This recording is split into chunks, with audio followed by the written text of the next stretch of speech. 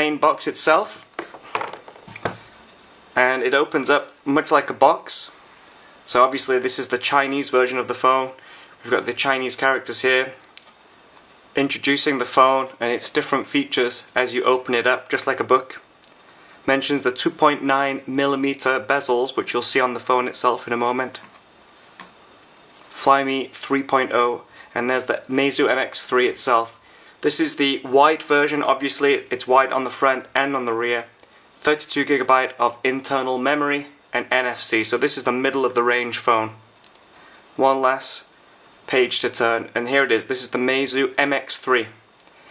Small accessory packet here. Inside here is your USB data cable and a small white tool which you use to open up the MEIZU MX3 rear to insert the battery and your SIM card. Here's the phone itself. Let's pop that to one side for now. We also have the instruction manual, the user manual here, obviously in Chinese. Goes through the MEIZU MX3, the Flyme ROM, which is a lot different from your stock Android. It's really nice to use, but it is a lot different. And as you can see, here's the instructions using that small tool to open up the rear. So here it is, the MEIZU MX3. This is the flagship MEIZU phone, which was launched in September of 2013, and it's also the phone that was shown at CES earlier this year. MEIZU also plan to launch the MX3 in the States later this year, so even you guys out of China, you'll be able to get your hands on this soon enough. Okay, let's have a look at the phone itself. So we've been sent the all-white version. Has a white front and white rear. There's also a black version of the phone too. And our model is the 32GB NFC equipped MEIZU MX3. There's also a lower version with 16GB of memory with no NFC, and there's two higher versions, one with 64GB of memory and another with 128GB. Okay, let's take a look at the front of the phone. So obviously you can see we've got a really large panel on here. It's a 5.1-inch display, full HD display, and it's got these really narrow bezels. They're only 2.9mm. So you've got this huge screen, really nice thin bezels, and that makes for a nice compact narrow body. Feels really good in your hand. At the top we've got a 2-megapixel camera, front-facing camera, and you can see here we've got this halo which keeps glowing, telling me I have a message. This is also your home button. The MEIZU MX3 doesn't have capacitive buttons like most Android phones. Instead it has on-screen controls, which I'll show you later. Okay, if we turn the phone over, you can see we've got the all-white rear. This is a removable panel, and we've got the MEIZU MX logo, external speaker, 8-megapixel f2.0 aperture camera, and a very powerful LED flash, sorry. This is the right hand side. We've got a volume rocker here, and we've also got this small pin, and there's a tool included with the MEIZU, and you pop the tool in there and that will help you remove the rear of the phone. In the base we've got a micro USB, I'll just focus that, micro USB there, and we've also got a small microphone. This is the right hand side of the phone if you've got it in your right hand, and there's nothing on this side, there's no buttons. Usually we have a power button on most Chinese Android phones, but the MEIZU have decided to put the power button at the top with the 3.5mm headphone jack. Now we want to take a look at Flyme OS on the MEIZU MX3. To get into the phone we can either press the power button at the top, which will turn the screen on, and then we can unlock the screen by swiping up, or we can just simply press down on the home button and slide up, and that will take us directly into the home screen. Swiping left to right, that will take us through our different home screens, and we've even got these little shortcut buttons here that we can press to go from one screen to the next.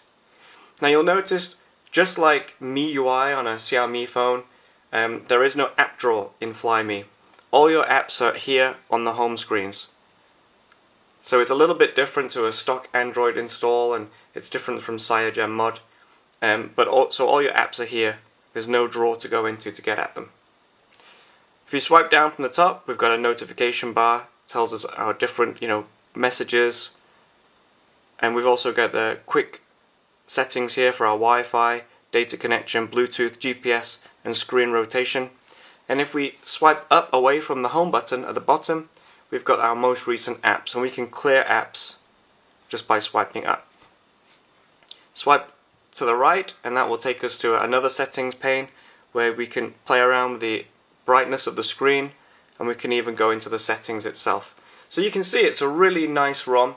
It's totally different from a stock Android install, and it's got some really nice ways of navigating around the system. Now we're in the settings, you can see that we've got a back button on the screen itself, and this is called this area here, this black bar at the bottom is called the smart bar, which is something that MEIZU are really proud of, and they've put it into the OS, and it's activated in every single app that you use. Okay, so here we have the settings menu, and as you can see, again, settings are totally different. We've got our different icons here for different setting options, and we can even swipe over so we can see the names of the different settings. If we press the back button, it'll take us back to the home page.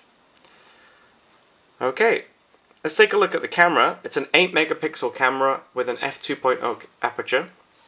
I've played around with the camera quite a bit on here, and it's pretty good. I mean, obviously it's not as good as the Oppo N1, and I have to say I do prefer the camera on the Xiaomi Mi2. But it is a pretty cool camera. It's got lots of nice features. One of the most impressive is this light field feature, which is a little bit like Lightro. And what we can do, if we can bring some things in here, I'll just bring this in, and perhaps this phone too.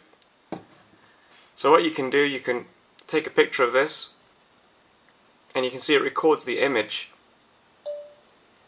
And once that's finished, what you can do, you can refocus after. So we open up the image, and you can see pressing here will focus in on the front, on the rear. You can focus on different things. So it's got a Lightro effect. It's not a real Lightro camera, but it's a cool effect, and it's a nice little feature. Alright, we've also got obviously panorama, auto, night mode, macro. Macro is pretty cool too. This will allow you to get really close in on objects, and if you play around with it, you can get a really nice focused in image at the front and nice blurred background. Yeah, like I say, it's a pretty good camera. I do prefer the cameras on the Oppo N1 and the Xiaomi Mi2s and Mi3, but it's pretty good. Alright, up to now I've been using this MX3 for just a day, and I've used it for different things. I've got my 3G on all the time. I took it out riding yesterday and I had music streaming over 3G. Battery life is pretty good. Considering it's only a 2000 mAh battery, you can last a day easily, a little bit more depending on what you do. But obviously I'll go over this in the full review, which is coming up.